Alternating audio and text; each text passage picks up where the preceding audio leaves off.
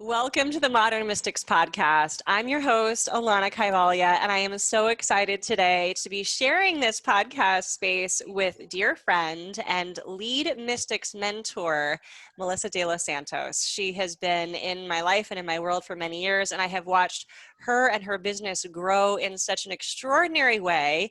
And she does something so exceptionally cool that how could I not have her join us on the Mystics podcast? Melly is an expert at Dreamwork. So without further ado, Melly, thank you so much for being here. Thank you so much for having me. It's my absolute pleasure. You know that I love the work that you do. I invite you to bring it into our Modern Mystics Academy all the time. I want you to talk about it because, Dreamwork is, I think it's essential. I know that you think it's essential. We're going to talk about what Dreamwork is in a moment. But the first thing that I would love to say about it is that it's a way for us to access the unconscious. And this is yoga. So right off the bat for our podcast listeners, if you're wondering, why are we talking about Dreamwork today? It's because we want to have many different ways and tools to access the unconscious and create a stronger dialogue with the unconscious. That is the psycho-spiritual definition of yoga, where all the parts of our psyche can speak with each other. So I don't want to say too much more about it. Melly, why don't you go ahead and give us an overview of what the heck is Dreamwork?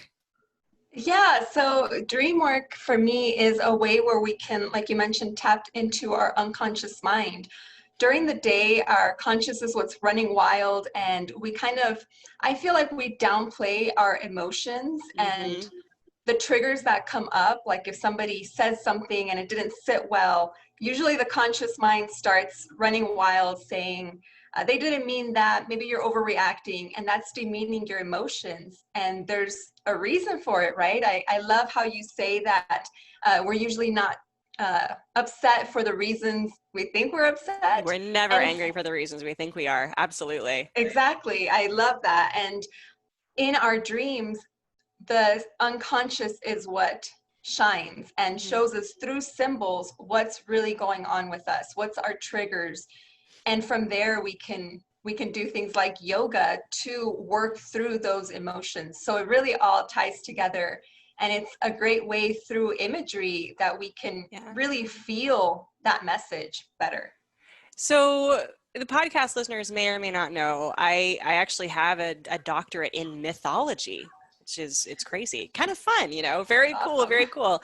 Mythology is the language of the unconscious. If you ever wanted to speak to someone, if you ever wanted to speak to a really good friend, you have to know what language they speak. It's difficult if you speak one language and they speak a completely different language and neither of you can understand each other. So as the unconscious delivers messages through its language, which is myth, which is dream, it's trying to tell us something. So Melly, how do you work with people in figuring out what these messages, what this language is saying? Yeah, when I have a client or my members in my groups,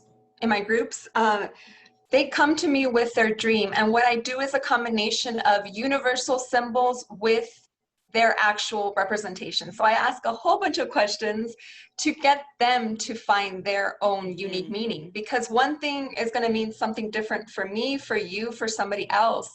So it's kind of using a mix of my intuition and my understanding of symbology and symbols and their representation, but tying it into what they mean, what it represents for them, as well as tying the connection between either a past or current situation.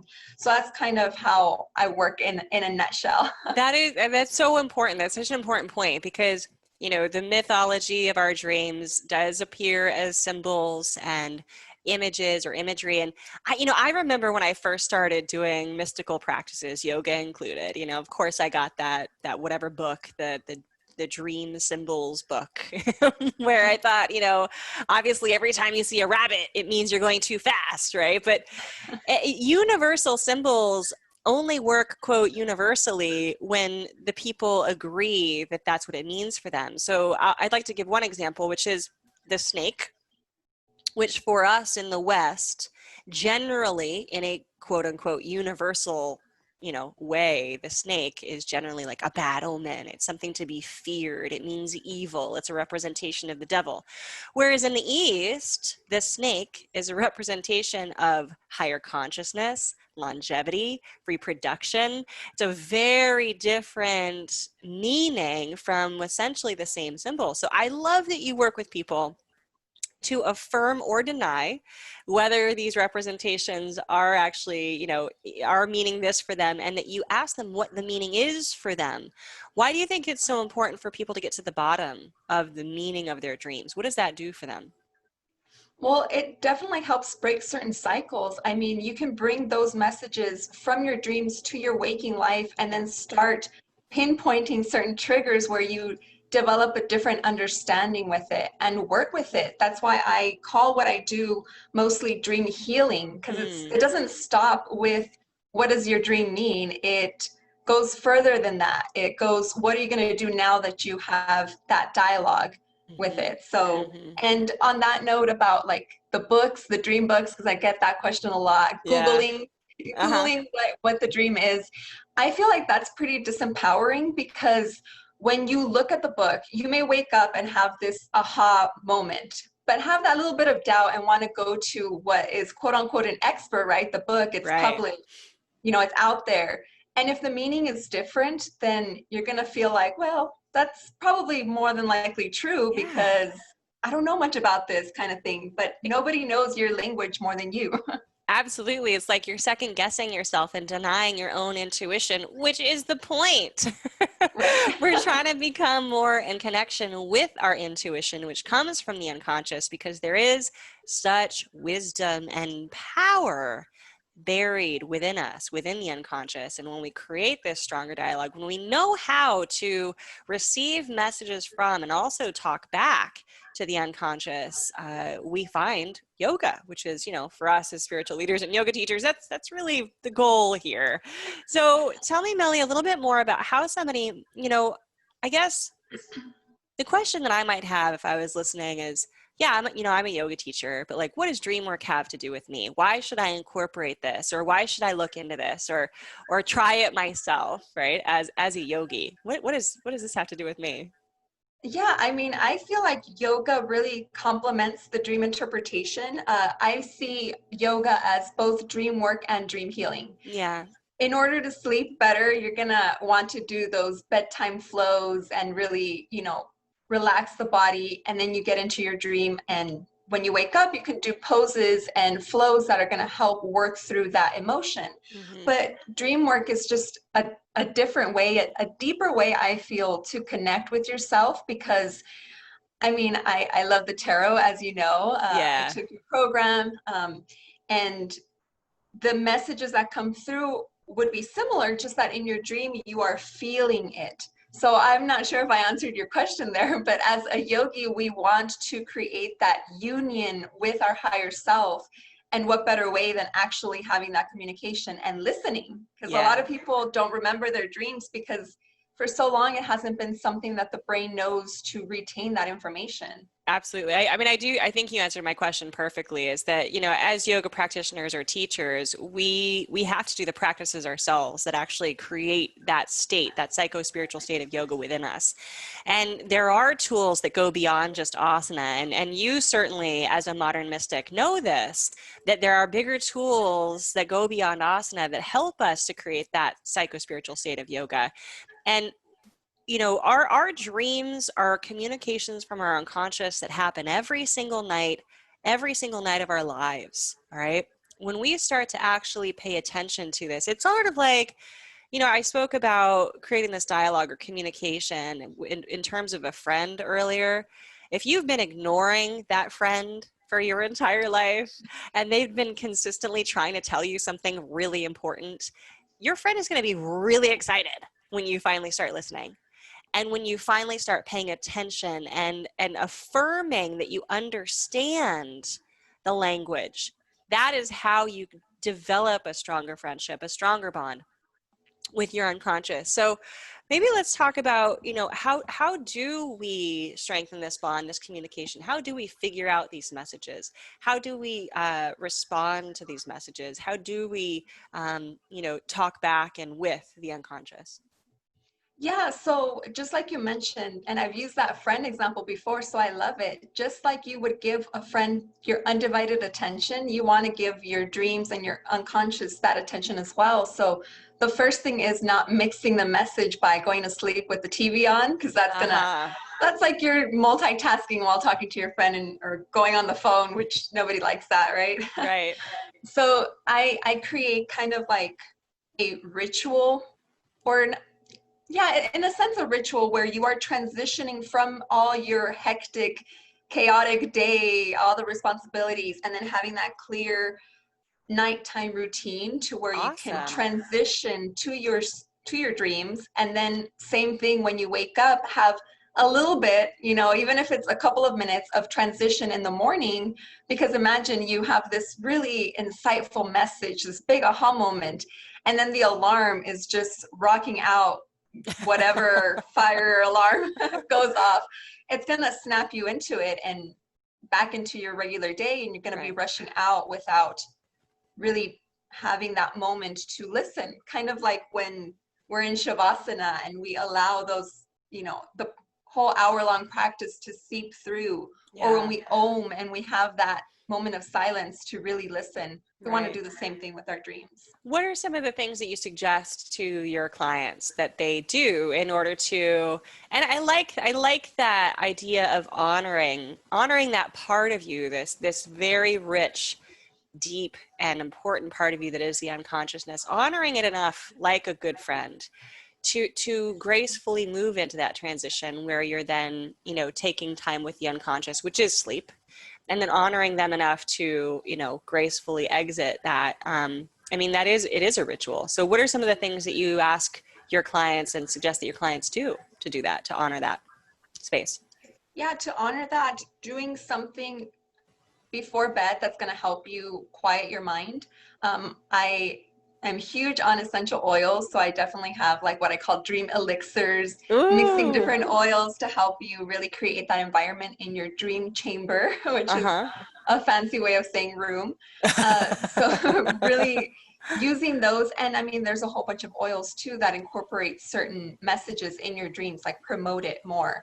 So I definitely recommend starting there, but also when you wake up, having that dream journal next to your bed. Mm-hmm. Uh, at all times, even if it's just a notepad. But if you want to make it even more of a connection, then having a really specific, like this is in my dream journal, but something like that you honor and cherish, like it, maybe dedicate it, use a pin that you wouldn't use for bills and work, just for your dream work. And a quick little tip if you're not remembering your dreams is just to start writing, I didn't remember anything today. You setting the intention before bed, you wake up, and if you didn't remember, it's okay. Don't be frustrated. Maybe you just, needed to work on that relationship to build it Mm-hmm. back up. But writing that is going to reprogram your brain into knowing, okay, this is something that we're going to retain from now on, and you'll start Yeah. remembering. Yeah, your old friend might be shy. Yeah, You've been ignoring the unconscious for years. Why would it suddenly start talking just because you want it to? So exactly. it does take practice. I think that that's a good thing to make people aware of, that delving into your dreams and starting to create this stronger dialogue with your unconscious, it does take practice. Just like executing any pose takes practice. Just like learning Sanskrit takes practice. Just like, literally anything, you have to give yourself a chance. You have to give yourself some time. But it's so valuable that it's worth that chance. It's worth that time. I would love for you to share with us any revelations or breakthroughs that either you or your clients have had as a result of doing this dream work and giving the unconscious this attention. Yeah, I mean, I've had so many. One of them for me would be like decision making. Sometimes when you are torn between two decisions in your dream, you may have a thing called dress rehearsal dream. And I've had these before where you either dream out one of the options and then you wake up and feel like, okay, that felt good, or the opposite, and you're like, I'm not sure about that. And it's not just about you dreaming it and then going off and doing whatever happened in the dream, because dreams are pretty random. You really need to decipher it. But from then I journal about it. So one of my biggest ones was pulling cards, asking a specific question before bed, and the message was clear enough for me. And I journaled about it. I felt good about it, but my unconscious knew that I'm quite stubborn. So I had a dream about it, and I woke up feeling really heartbroken and torn. Not torn, but just heartbroken at the situation that wasn't even occurring. It was just like a hypothetical. And that was enough for me to know, okay, that was clearly the decision. The cards told me, my dream reinforced it because I felt like I lived it. And then I was able to completely put all that into action and go with that decision. So that's one of the ones for me. I love that. And what it brings up is, you know, yet another really important thing is like, I think that when we think of dreams, we think of just receiving messages, these, you know, missives from the unconscious, but we do actually want it to be a dialogue where we can talk back and request information, insight from our dreams. So I love that before bed, you were like, hey, unconscious, I know that you are the font of wisdom. I know that my ego is not going to figure this out in the best way possible. I would love your help. And so you dialogued with the unconscious through its language, which is the language of symbol and myth, via the cards, as you refer to them, but tarot cards. Right. So you're having this opportunity to go back to the unconscious and say, hey, look, I want answers on this. I want dialogue on this. You can also do it. Writing is also a very unconscious activity. So you can also write out, I need answers to this. I want, you know, insight on this. And what are some of the other ways in which you either teach or work with people to help kind of, you know, give information back to the unconscious so that you create this healthy banter between you and the unconscious? Yeah, I mean, one of my favorite ways is connecting with my dream guide. Mm, And yeah, that is, I mean, everybody has spirit guides. I know you have a course on connecting with your guides, which I I love. do, yeah. Uh, so since we all have spirit guides, we also have dream guides. And not a lot of people know about this, at least from the ones that I've worked with. So I actually have a free meditation on my site, and it's about Nice. meeting your dream guide so that you can then just ask for those messages. And they're always going to be in your dreams, either at the forefront or not, but just knowing that there is a guide there bringing those healing dreams to you, I feel like it's something like extra special. So I Yeah. connect with my dream guide that way, and that is something that's why it's the first thing that I tell my clients, or people that are just interested in getting started, like just try it, see if they show up, you know, and work with them to just clearly ask. And it kind of personifies a little bit, Hmm. you know, by actually seeing this visual of a dream guide, whoever or whatever that is for you. That's really cool, actually. I like that a lot. The personification of the unconscious, of the dreams, can be very, very helpful in the same way that we have personification of divinity in forms like Krishna or Jesus or the Buddha or Ganesh, or all of these myriad ways in which we personify divinity, because to just relate to cosmic source is very difficult for us as humans. But when it comes to us in a form we recognize, suddenly it's much easier to have a conversation with. So that's a really insightful piece of advice, is to touch base with your dream guides. I love that. Yeah. So Nellie, you know, one of the things that you've kind of hinted at through our conversation here is not just dream work, but how you really fold in a lot of different disciplines to make the dream work and to inform the dream work. And this is really at the heart of what I see as not just the work, but the responsibility of the modern mystic. And you do it very well. You really exemplify this, that, you know, you took a teacher training and that wasn't enough. And so you took an astrology training and that wasn't enough. Then you took a tarot training and then you took all of the trainings. And now you've actually been able to do a beautiful job of weaving these different disciplines into your dream work to serve your clients even better. So I'd love for you to take a moment, just talk about how all of these disciplines serve this very important niche that you've identified for yourself.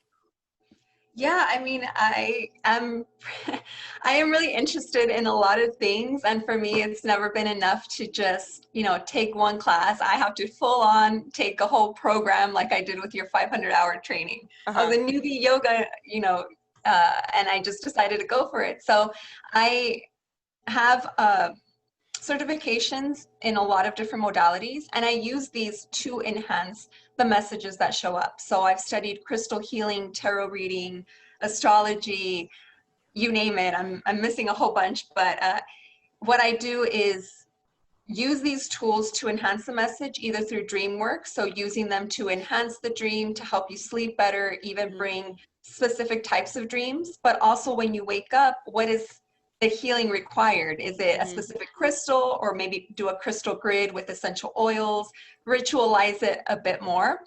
And that's for me. I like doing all the things. My practices involve all of them. But when I work with a client one-on-one, I then can customize it to what they need, because not everybody believes in crystals, not everybody likes essential oils, not everybody wants to do yoga. So it can become something more Mhm. customizable, like a protocol for the dream healing based on what the client needs and what is drawn to, and they have these options that I can provide for them. That it gives me chills because that is truly, truly the work of a mystic. You are truly doing it. You are truly embodying it. And, it's so honorific of the mystics of all time, right? And I think that because we don't necessarily have an organized mystical discipline or religion or home in modern times, I think people kind of miss that. We throw around the term mysticism or mystic, and it's a little bit cliche sometimes. I don't think it is, but it can be. What you've described, it is the embodiment of what mystics have always tried to embody, which is all of the tools necessary to serve the highest spiritual aims of their clients. And we know this from the way that the mystery schools and the mystics of Egypt worked. We know this from the way that the mystery schools and the mystics of Greece and Rome worked. Babylonia, like Mesopotamia. We actually have evidence of these places, these beautiful temples where mystics trained and learned. And they weren't just doing one thing. They weren't just doing a physical practice. They weren't just studying astrology. They didn't just have a form of divination. They had all of these things. They had to learn all of these things to be truly diverse in the language of the psyche in order to serve this highest spiritual aims of the population that they were working with. And yeah, I mean, of course, a mystic is going to have a speciality. So when someone comes to me as a mystic and they've got dream work to do, I send them to you, because I know not only do you have all of the tools to work with them, but you have this specific niche that is so important to facilitate their healing. And anyway, Melly, I wanted to say that I really honor you for that work. And it's so important, this work that you're doing. And also to remind the listeners of the podcast that this is the work that you all are doing too. And this is the bar that we have all set for ourselves as modern mystics, is basically to know all of it. It's a big responsibility. It definitely is. And I want to thank you for being my first mentor that really sparked this up. I remember studying my dream interpretation while doing your yoga teacher training. And that was really the spark of it for Oh, me. that's I just awesome. kind of spiraled into all your programs, and here we are. And here we are. You are the expert at Dreamwork. So, Melly, before we wrap up for this podcast, is there anything else you'd like to share with us about Dreamwork or mysticism or any of these topics that we've covered? Anything that we left out? Yeah, I mean, the main thing that I want to tell your listeners is that you are your own dream expert, right? I Yes. am here to help guide you get that aha moment. You don't need a book, you don't need to Google it. I'm just here to facilitate that message and kind of be like that mediator between your ignored unconscious maybe and yourself. But really trust yourself, trust that gut instinct, and listen to the message that it provides, because we have this amazing tool that we have at our disposal every single night. And just like there is a yoga practice, it's also a dream practice. Anything that you do, like a workout or whatever goal you're attaining to, you need to be consistent and patient with it. So that would be my advice. I think that's extraordinary advice. I love it. And I do hope that all the listeners, if they haven't at some point in their life, are inspired to take up dream work in some way. You've given them lots of really great tips. But of course, I wouldn't want to leave the podcast without making sure they know how to get more from you, Melly. So Melly, how do people find you? Where do they find you and connect with you? Yeah, so I am now a Mystic Mentor throughout all of your programs. You're the lead Mystic Mentor. I'm the lead Mystic Mentor. Yeah. And we are so lucky to have you. Thank you. I love every single thing about it. And what I've been doing in the groups is, since we talked about how I use tarot, the chakras, and astrology, I've been doing lives in the student groups, tying in dream work with these specific programs. So the students are loving it. I'm also doing weekly classes inside the Kaivalya Yoga Method student group as well. So you can find me there if you want to dabble some more. But also I have my website, thedreamingyogi.org, which is where you can find all of my offerings, and you'll find the free meditation to meet your dream guide. And I'm very active on Instagram at _dreaming_yogi. So yeah. Oh, that's awesome. I hope that everybody who's listening goes out and finds you in one of those places, Melly. So thank you so much for always doing this incredible work that you're doing. Thank you for really being a torchbearer in my community and the broader community. And thanks for being on the podcast today. I appreciate it. Thank you so much for having me. It's always a pleasure to chat with you.